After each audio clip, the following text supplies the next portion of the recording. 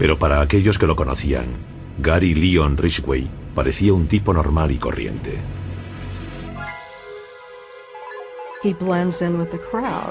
Se confundía con la multitud.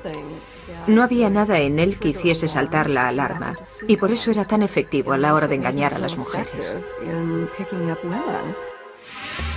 Gary Ridgway es de lo mejorcito cuando se trata de matar. La mayoría de los asesinatos se resuelven en un par de días, pero Ridgway salió impune durante décadas. El asesino de Green River.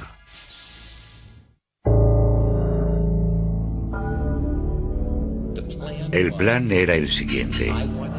Quería matar a todas las prostitutas que pudiese. Creía que podría matar a tantas como quisiera sin ser detenido.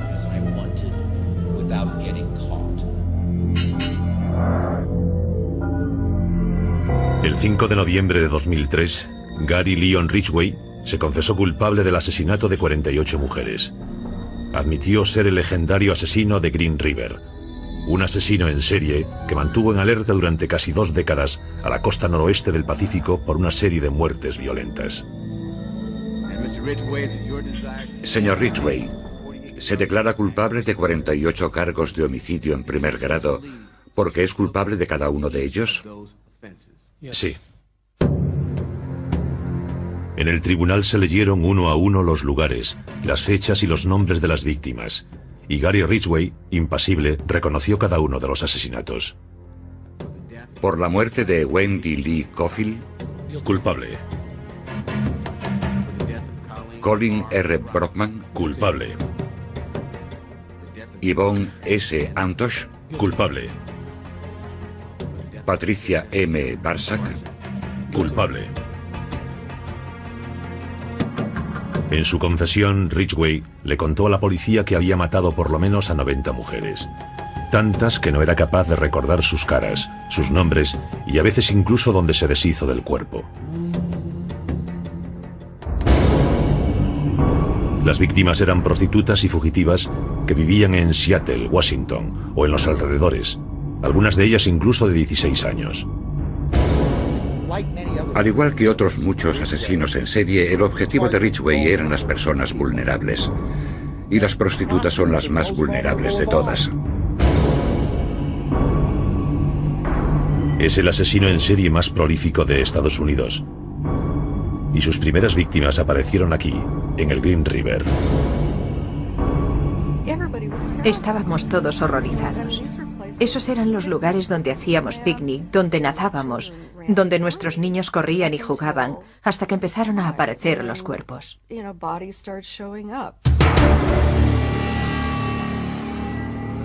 Todo empezó el 15 de julio de 1982, cuando 2 niños descubrieron un cuerpo desnudo flotando bajo el puente Peck. Se llamaba Wendy Lee Cofield, una chica de 16 años que se había escapado de casa y que había sido estrangulada. 4 semanas después apareció flotando boca abajo en el río el cuerpo desnudo de una mujer a la que habían estrangulado, Deborah Bonner. Una vez que comenzaron los asesinatos, empezamos a hacer suposiciones. Es decir, ¿era obra de más de una persona? ¿Cómo empezó y dónde acabará todo esto? ¿Cómo es posible? Todo sucedía en Green River. Y los asesinatos continuaron. 3 días después, el 15 de agosto. Un barquero nos dijo que había estado navegando río abajo y vio lo que parecían ser 2 maniquíes en la orilla del río. Pero cuando se acercó se dio cuenta de que no eran maniquíes, de hecho eran cuerpos humanos.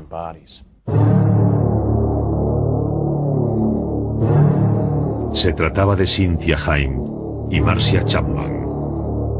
Estaban sumergidas hasta el pecho, atadas a unas piedras. Ambas habían sido estranguladas. Pero lo que realmente me sorprendió fue la mano de Marcia Chapman. Uno de sus brazos estaba desatado y ondeaba en el agua, como si me estuviese diciendo: socorro, estoy aquí. Es una imagen que tengo en la cabeza y que nunca podré olvidar.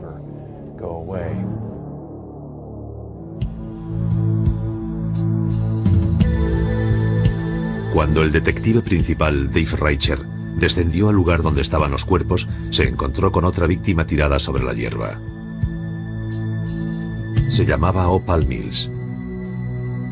En aquella época, Reicher no sabía que las pruebas que había en esas escenas ayudarían a capturar al asesino de Green River casi 20 años después. Cuando las víctimas empezaron a aparecer en el río, Ridgway estaba solo a unos minutos de allí, trabajando en la Kenworth Trunk Company de Seattle. En el año 1982 ya llevaba trabajando allí 11 años. Gary era pintor, hacía los dibujos en los camiones con cinta adhesiva. Era un trabajo que requería destreza y precisión. Era el puesto ideal para Gary Ridgway. Era meticuloso. Le gustaba asegurarse de que todo estaba perfecto. Perfecto para él. Muchos de sus compañeros de trabajo opinaban que había algo en Gary Leon Ridgway que no era del todo correcto. Cuando pasaba una mujer, todos nos quedábamos mirándola. Pero él tenía algo oscuro en la mirada, se quedaba como ensimismado. Sin embargo, nadie sospechó lo diferente que Gary Leon Ridgway podía llegar a ser en realidad. Entre el otoño y el invierno de 1982, nadie en Seattle tenía ni la más mínima idea de la identidad del asesino de Green River, a pesar de que se escondía a simple vista entre ellos.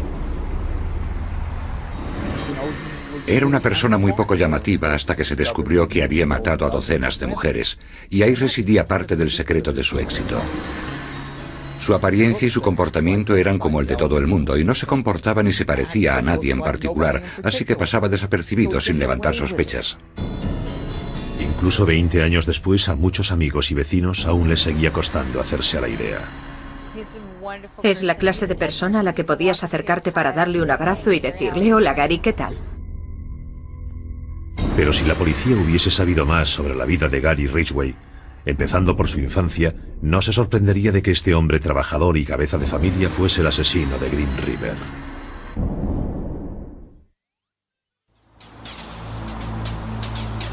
En agosto de 1982 se encontraron los cuerpos de las primeras víctimas del asesino de Green River.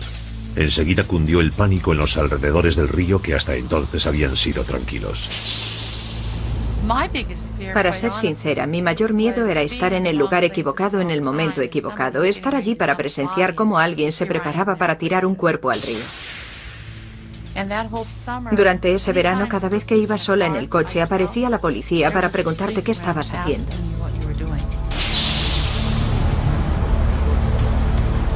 La investigación principal de los asesinatos fue llevada a cabo por la policía del condado King en Washington, junto con otros servicios locales de ejecución de la ley. Supieron que se trataba de un asesino en serie cuyo objetivo parecía ser los transeúntes que trabajaban en La Franja, una zona de mala fama próxima a la autopista del Pacífico Sur, que va desde SeaTac hasta Seattle. Eran las víctimas perfectas. Se subían en el coche y lo hacían con discreción porque no querían que las descubriese algún policía de la secreta que podría estar observando. No querían que las descubriese la patrulla de la policía que vigilaba la zona. Por eso, como las víctimas actuaban siempre así, se convertían en blancos fáciles. A finales de 1983 habían aparecido 13 cuerpos y 2 docenas de mujeres estaban desaparecidas. Algunas de ellas habían sido vistas por última vez subiendo a una furgoneta. La policía seguía todas las pistas, incluso una que los condujo a Gary Ridgway por primera vez. Desapareció una mujer joven de nombre Marie Malvar. Un testigo dijo que la había visto subir a una furgoneta que más tarde vio aparcada en la casa de Ridgway. La policía lo interrogó y él los convenció de que no era su hombre.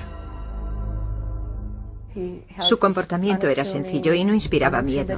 Podías estar a su lado en la cola de la tienda y nunca se te pasaría por la cabeza que era el asesino de Green River. La vida de Ridgway tuvo un comienzo de lo más normal.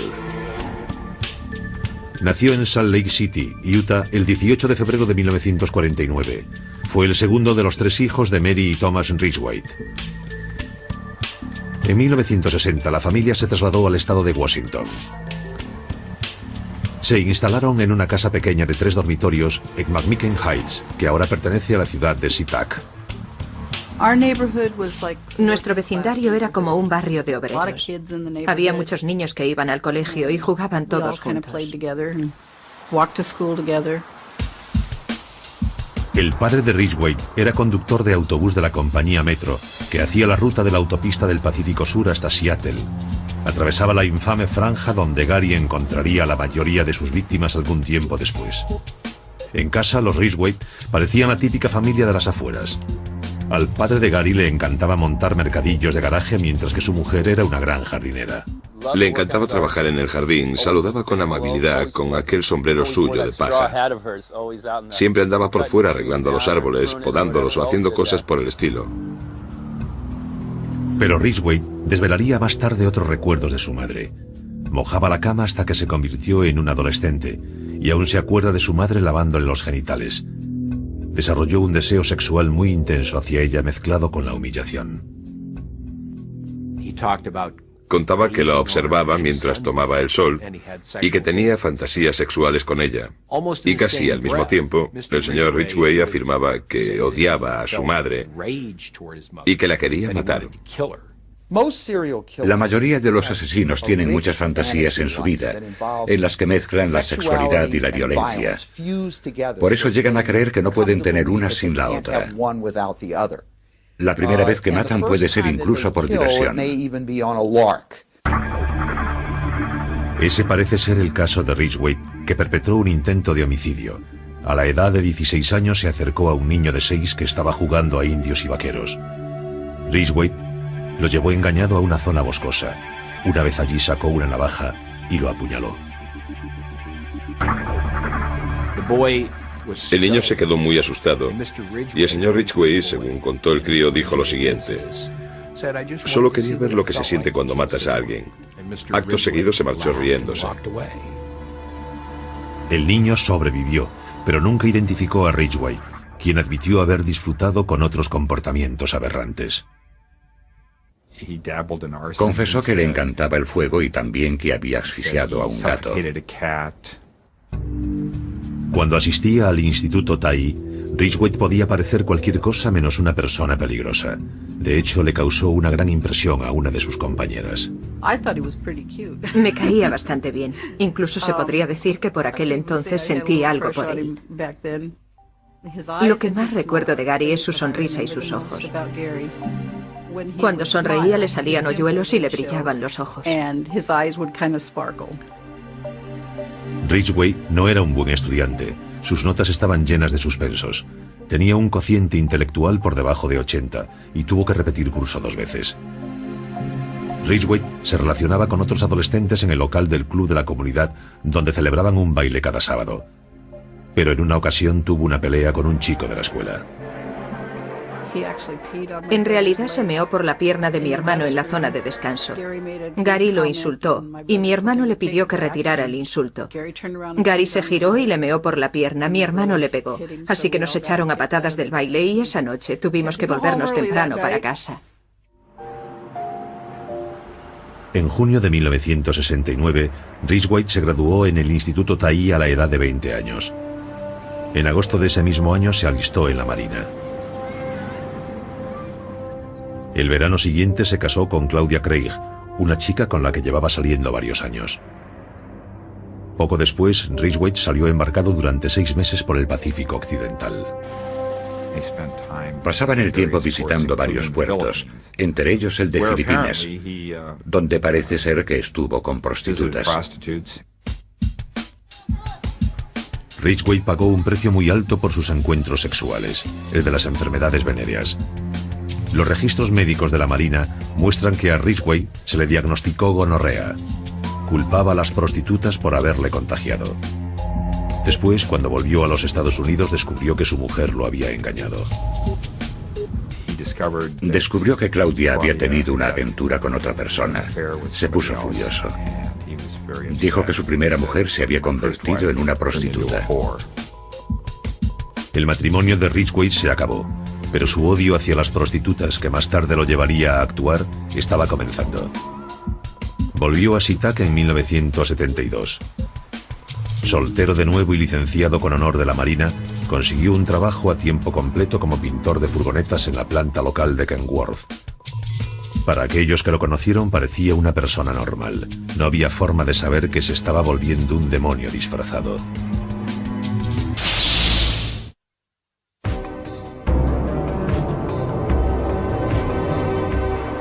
En 1972, Gary Ridgway todavía se estaba convirtiendo en un asesino. Se había descarriado cuando era joven, pero por lo que saben los investigadores aún no había cometido ningún asesinato. Los detonantes que convertirían su vida en la de un asesino en serie todavía no estaban completamente colocados, aunque sí lo estarían unos cuantos años después. En la investigación para entender a un asesino en serie, estudiamos mucho lo que le había ocurrido al asesino cuando era pequeño. Pero ignoramos algo, su etapa de transición hasta convertirse en un hombre adulto y de mediana edad. Con 22 años, Gary Ridgway todavía estaba pasando un bache emocional. Había vivido un divorcio muy amargo de una mujer que consideraba una prostituta. Estaba enfadado, pero eso no quiere decir que quisiese estar solo. Quedarse en casa sin una mujer a su lado no era el estilo de Gary. Cuando la gente piensa en un asesino en serie, tiende a pensar en un hombre solitario que no es capaz de tener una relación y que no puede mantener un trabajo a tiempo completo. Pero la verdad es que es justo lo contrario y Ridgway es el ejemplo perfecto. Tan solo unos meses después de que Claudia y él se divorciasen, ya había encontrado a otra persona. Conoció a una mujer llamada Marcia Winslow en un conocido local para solteros muy popular. Al cabo de un año, Gary y Marcia ya eran marido y mujer. Ella satisfacía sus necesidades. Al principio era muy servicial, cocinaba para él y le proporcionaba actividad sexual cuando él quería. Disfrutaban del sexo en cualquier parte. En especial al aire libre, en el grandioso escenario del oeste del estado de Washington. A Gary le gustaba practicar el sexo al aire libre en diversos sitios a lo largo del Green River, en el campo y en diversos lugares de las autopistas. Simplemente salía de la carretera para practicar sexo.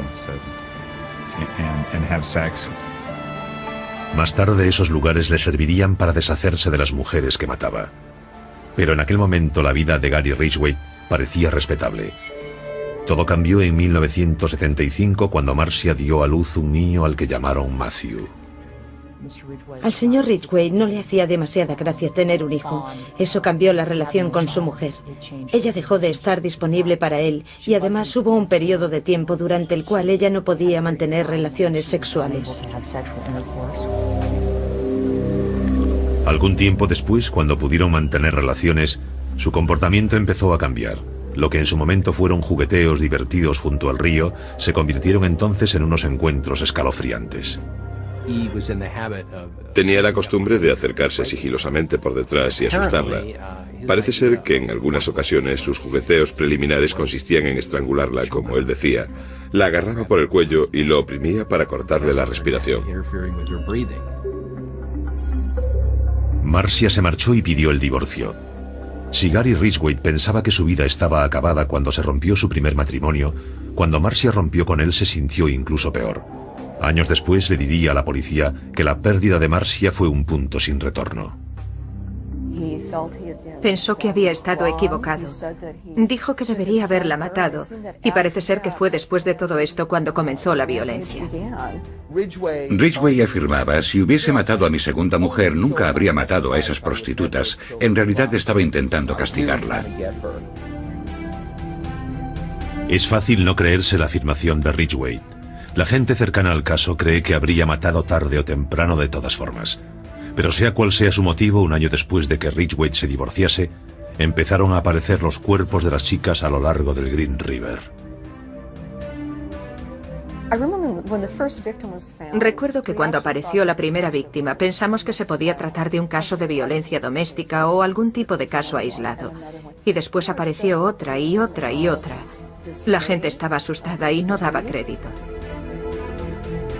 En aquel momento nadie más sabía que el asesino era Gary Ridgway. Las víctimas eran mujeres que para él eran tan odiosas como las esposas que lo habían abandonado. Él pensaba que las prostitutas eran mujeres totalmente prescindibles y no las consideraba seres humanos.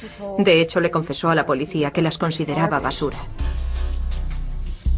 Las llevaba a su casa o a alguno de aquellos lugares apartados cerca del río donde alguna vez había hecho el amor con Marcia.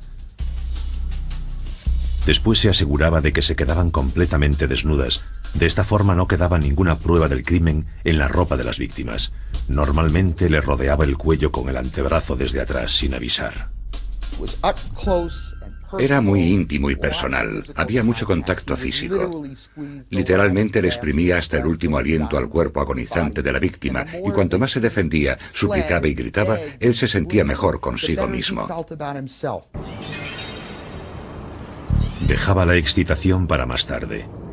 El sexo con la víctima antes del crimen no era suficiente, así que volvía con frecuencia a la orilla del río donde dejaba a sus víctimas para fornicar con los cadáveres de nuevo. Ideó un sistema para enterrarlas de forma que podía volverlas a sacar para usarlas una y otra vez hasta que ya tenían gusanos o moscas. Es decir, practicaba sexo con ellas hasta que estaban casi descompuestas. Sinceramente desconozco las razones psicológicas que hay detrás de lo que hizo. Pero al menos según el señor Ridgway, su motivo era que se sentía simplemente libre. Era una cita, un acto sexual por el que no tenía que pagar. Una vez que Gary Ridgway probó la excitación del asesinato, le pareció irresistible. No me cabe ninguna duda de que realmente disfrutaba matando, y cuanto más lo hacía, más disfrutaba. Mientras tanto, ejercía de padre de un niño de casi 7 años. Aunque no se emocionó con el nacimiento de Matthew, al cabo de los años empezaron a pasar más tiempo juntos. Después del divorcio tenía a Matthew un fin de semana de cada 2 y se aprovechaba desvergonzadamente de él para atraer a sus víctimas. Convencía fácilmente a cualquiera para que entrase en la casa donde tuvieron lugar los crímenes, simplemente diciendo, esta es la habitación de mi hijo y estos sus juguetes. ¿Cómo alguien que tiene un hijo puede hacerme daño? Eso demuestra lo listo que era. Era capaz de usar a su hijo como una coartada para asegurarle a las víctimas que era inofensivo, que no les haría daño. Matthew incluso conoció por lo menos a una de las víctimas. El niño estaba en la furgoneta cuando Ridgway la llevó a un lugar apartado en el bosque. Condujo hasta un lugar aislado. Le dijo al niño que esperase en la furgoneta y después desapareció en el bosque con la mujer. Cuando volvió sin ella, el niño le preguntó, oye papá, ¿dónde está la chica? Y él le contestó que se había ido andando para casa porque vivía cerca de allí. Ridgway no se preocupaba nada por su hijo, solo usaba a la gente, la usaba como un instrumento para satisfacer sus necesidades. Lo hizo con su hijo, con sus esposas y en realidad hacía lo mismo con sus víctimas. En enero de 1984, el número de cuerpos encontrados en Green River era de 13. Los efectivos de la policía estaban desesperados intentando juntar todas las piezas para encontrar al asesino. Para Gary Ridgway, el juego de la evasión estaba empezando. Cuando comenzó el año 1984, había poco que celebrar en Seattle. Durante casi 2 años, el asesino de Green River había asesinado metódicamente una chica tras otra. El número de cuerpos seguía siendo 13, y los detectives del sheriff del condado King estaban empezando a sentirse frustrados. Es un reto. Hay un criminal ahí fuera. Hay un asesino suelto que ha huido a pesar de nuestros esfuerzos por capturarle. Un mes después, se crearon las fuerzas encargadas de Green River. Una unidad de 50 personas reunió una enorme lista de sospechosos, compuesta por clientes de líneas eróticas, agresores sexuales reconocidos y otras tipologías. El número de sospechosos que conseguimos era de 12.000 a 15.000. Hay curas que llevan ropa interior femenina ahí fuera. Hay consejeros de niños por ahí que consumen pornografía infantil. Hay muchos hombres que al final del día se sacan la corbata y se van a un local de striptease en busca de algo excéntrico. Uno de esos hombres era Gary Ridgway. El plan de Ridgway era limpio y simple. hacer un trato con una chica en la calle, llevársela en la furgoneta y nunca se les volvía a ver. El señor Ridgway pensaba continuamente en matar. Pensaba en ello a cada momento. Cuando comía, cuando dormía, es probable que incluso mientras hacía el amor con su mujer pensaba continuamente en matar y en abusar de alguna mujer en el bosque. Así era su día a día. Y una vez que llevaba sus pensamientos a la práctica, En mi opinión, era una máquina de matar perfecta. No tenía conciencia y disfrutaba de lo que hacía. Era un juego y ganaba él. uno de los pasatiempos que usaba Ridgway para despistar a la policía consistía en repintar con frecuencia las diversas furgonetas que usaba para sus viajes a la franja. Con la esperanza de acabar con la tendencia ganadora del asesino, los miembros de la policía querían meterse en la cabeza de un asesino en serie. Incluso consultaron la opinión de otro asesino en serie prolífico, quien una vez acechó en la costa noroeste del Pacífico, Ted Bundy. Nos escribió una carta en la que decía: ¿por qué no venís a hablar conmigo? Creo que puedo ayudaros a entender la mente del hombre del río. Así era como llamaba a Ridgway. Dijo que era probable que le gustase la pornografía, la caza, el poder y la autoridad sobre sus víctimas, y que volvería para mantener relaciones sexuales con los cadáveres. Nos dio un punto de vista interior que no habíamos tenido en cuenta antes. Lo cierto es que la posición de algunos de los cuerpos llevó a los investigadores a sospechar que el asesino de Green River volvía a visitar los cadáveres en busca de sexo. Algunos de los cuerpos que se encontraron tenían piedras colocadas dentro de los genitales, pero Ridgway no dejaba pistas reales tras él. Cada vez que se descubrían los restos de una presunta víctima suya, los investigadores estudiaban cuidadosamente la escena del crimen para recoger pruebas, en busca de la pista más diminuta. ¿Qué buscábamos? Pues cualquier cosa. Una posible transferencia de cabellos, restos de pintura, cristal, tejidos. Ya lo ven, cualquier cosa. También se recogían pruebas cuando se les hacía la autopsia a los cadáveres, ya que los médicos pudieron extraer muestras de semen de algunos de ellos. Poco a poco y con cuidado se iban almacenando las pruebas que algún día podrían identificar al escurridizo asesino de Green River, que siempre parecía ir un paso por delante de los que lo perseguían. La prensa contaba todo lo que hacía la unidad encargada de la investigación. En las noticias contaron que íbamos a poner vigilantes y él escogía un lugar para dejar a su víctima y después escogía otro diferente para la siguiente. Aprendió mucho de nosotros, por desgracia. Pero a pesar del talento de Ridgway para engañar, no consiguió hacerse invisible a los ojos de la policía, pues sabían que era un cliente frecuente de las mujeres de la franja. La policía lo llamó para interrogarlo en varias ocasiones. Y aunque había matado a una mujer 3 semanas antes de uno de los interrogatorios principales, no mostró ningún signo de nerviosismo. El comportamiento de Ridgway le permitió incluso pasar la prueba del polígrafo. La prueba del polígrafo se basa en los sentimientos de culpabilidad. Y si nunca te sientes culpable de lo que has hecho, serás capaz de engañar a cualquiera. Pero Ridgway no podía engañar por completo a los detectives. En 1987 volvieron a investigarle. Una vez más, la furgoneta que conducía cuando salía en busca de víctimas llevó a los detectives hasta él. Cuanto más investigábamos a Ridgway, se hacía más obvio que no tenía coartada para ninguna de las fechas. Investigamos los registros de su tarjeta de crédito y cada lugar en el que echaba gasolina. Comprobamos la cantidad de millas que hacía todos los días para ir a trabajar y cuánto combustible consumía normalmente. Pues consumía muchísimos más litros de combustible de lo que necesitaría. Pero ese era el único cargo que teníamos contra él. También había un par de testigos que cuando les enseñamos el fotomontaje en el que estaba la foto de Ridgway, nos dijeron: se parece a este, y señalaron su foto. Los fiscales y los detectives pensaron en detener a Ridgway. Pero no teníamos nada lo suficientemente claro para estar convencidos porque todo era circunstancial. Los investigadores consiguieron una orden para registrar la casa de Ridgway, con la esperanza de encontrar pruebas físicas que demostrasen que era el asesino. Pero la búsqueda fue en vano. El señor Ridgway era simplemente muy bueno en lo que hacía. Mató a todas las mujeres en su habitación. Normalmente, en cuanto acababa de matarlas, quitaba las sábanas de la cama y las echaba a lavar incluso antes de recoger el cuerpo de la mujer para sacarlo de la escena del crimen. Así que básicamente no dejaba nada tras él. Gary Ridgway engañó a la ley una vez más. Creo que estaba empezando a jugar a más de un juego y a mover piezas por todas partes. Empezó a cambiar de sitio los esqueletos y los cuerpos. No cambió su modus operandi. Estaba llevando los cuerpos a lugares más alejados dentro del bosque o las montañas, porque no quería que los encontrásemos. Como se sentía libre para ir a las zonas cada vez más amplias en las que se deshacía de sus víctimas, Gary Ridgway continuó con su cacería y matanza, convencido que nada lo podría parar.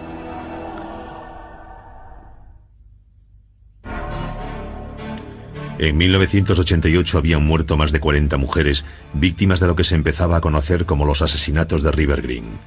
El asesino, Gary Ridgway, seguía suelto. Llegados a este punto, Ridgway no solo conseguía engañar a la policía, sino que era capaz de esconder su conducta asesina de tal modo que otra mujer aceptó casarse con él. Ridgway se casó con su esposa número 3, Judith Lynch, en 1988. Cuando llegaron aquí por primera vez estaban recién casados. Tenían un brillo especial en los ojos, siempre estaban sonriendo y siempre estaban contentos. Nunca los veía separados. Pero el amor y el matrimonio no acabaron con el insaciable deseo de matar de Ridgway. Siguió asesinando mientras se las arreglaba para mantener a su mujer en la ignorancia. Podía ser Gary Ridgway el marido, y cuando salía en la furgoneta se convertía en Gary Ridgway el asesino. Cuando volvía a casa se convertía otra vez en el marido. Nunca le dio a su mujer ninguna razón para pensar que llevaba otra vida. Tenía una carrera de asesino que mantenía oculta a los demás. Y por otro lado tenía el resto de su vida en la que era padre, marido y trabajador. Los trabajadores de la planta de camiones de Kenworth, donde Ridgway había trabajado durante años, tenían el presentimiento de que estaba escondiendo algo. Después de todo, sus compañeros sabían que la policía lo había interrogado a mediados de los 80. Vivimos la experiencia de tener que trabajar junto a él pensando, podría ser él o podría no serlo. Algunos pensaban que era él y otros pensaban que no. No te tomarías una cerveza con él ni querrías que fuese a tu casa. Simplemente era una persona diferente. Algunos trabajadores de Kenworth incluso le pusieron un apodo, Gary el de Green River. No sabían lo que él les estaba haciendo. Ridgway le contó más tarde a los investigadores que alguna vez había usado las joyas que les robaba a las víctimas para gastarles una broma a sus compañeros de trabajo.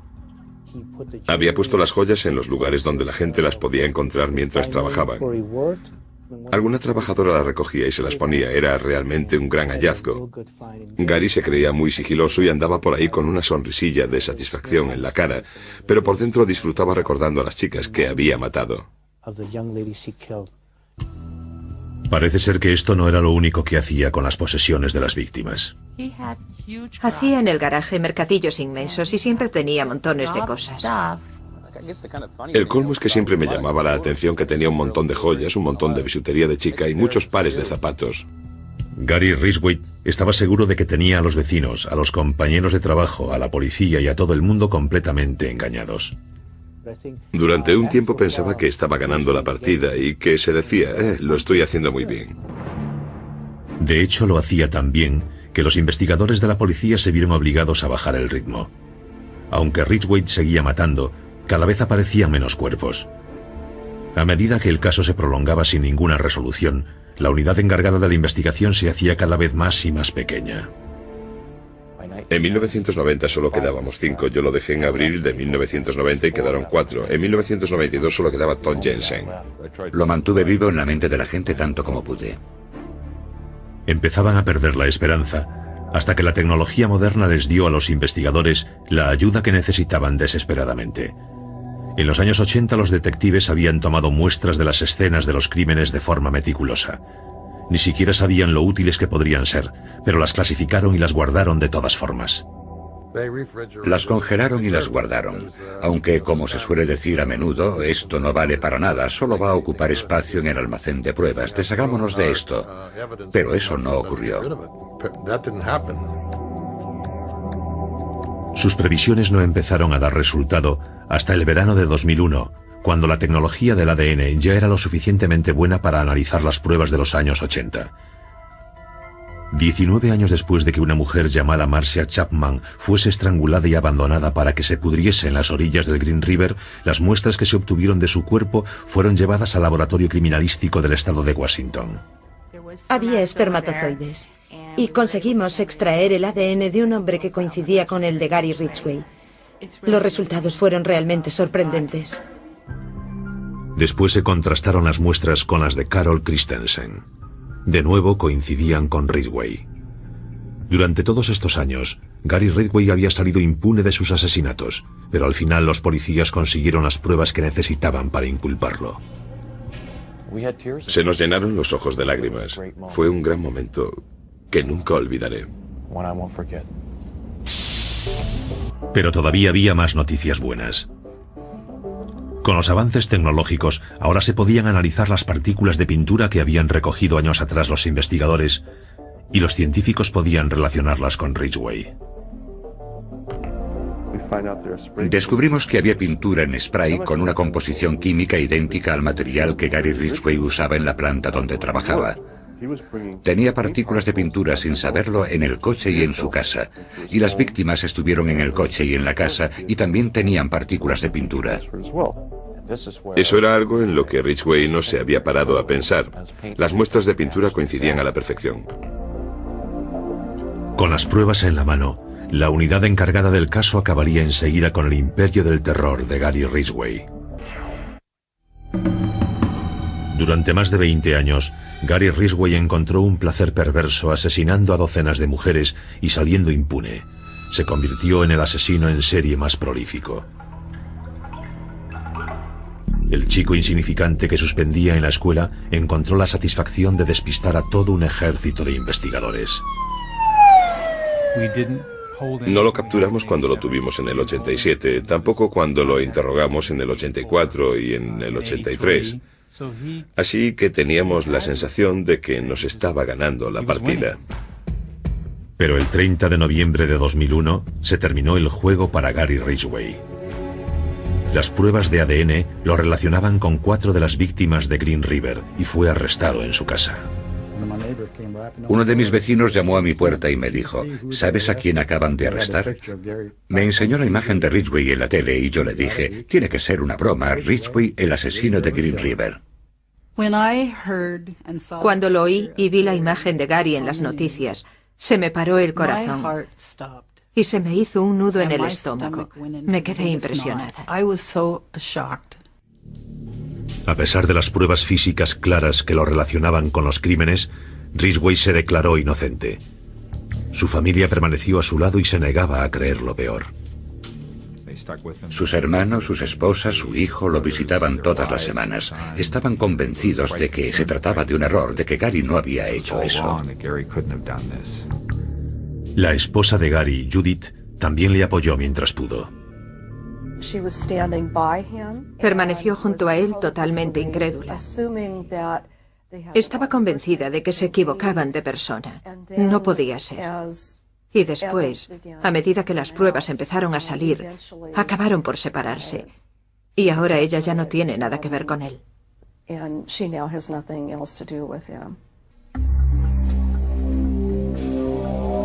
El 5 de noviembre de 2003, desaparecieron todas las dudas sobre la culpabilidad de Ridgway. Se declaró culpable del asesinato de 48 mujeres. Había hecho un trato para colaborar en la investigación y les proporcionó más información sobre las víctimas y los lugares en donde estaban los restos.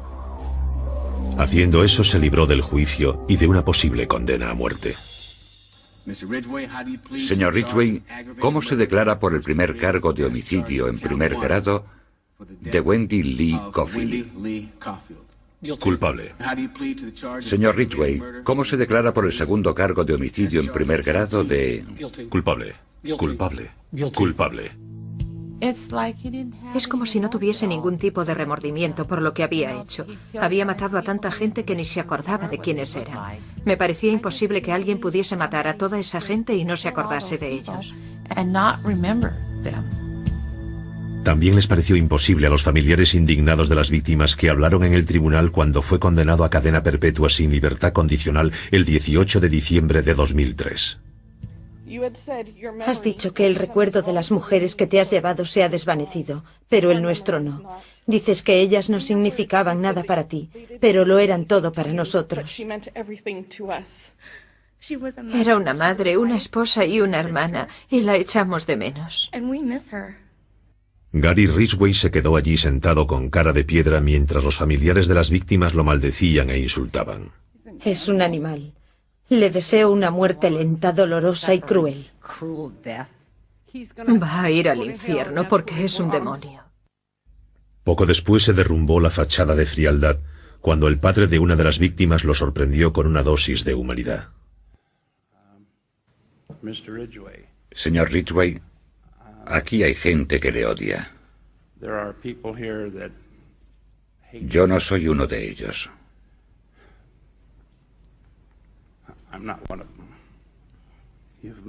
Me ha hecho muy difícil estar a la altura de mis creencias. Y lo que Dios me dice que tengo que hacer es perdonar. Está perdonado, señor. Aquellas lágrimas y la declaración que hizo ese mismo día ante el tribunal fueron lo más parecido a mostrar remordimientos que Gary Ridgway había hecho nunca. Siento haber matado a esas mujeres. Tenían toda la vida por delante. Siento haberle causado tanto dolor a tantas familias.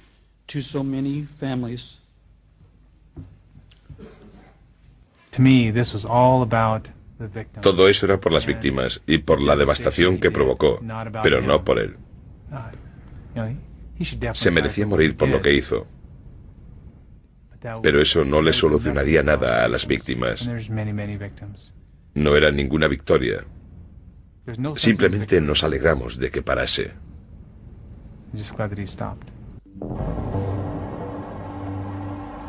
Y quizás nadie, salvo el propio Gary Ridgway, pueda desvelar nunca el secreto que lo llevó a convertirse en el asesino en serie de Green River. En cierto sentido es como si estuviésemos intentando especular con la vida mental de una serpiente. El señor Ridgway es un depredador de los pies a la cabeza. Y al final, por lo menos desde mi punto de vista, la explicación más coherente de por qué mataba es simplemente porque podía.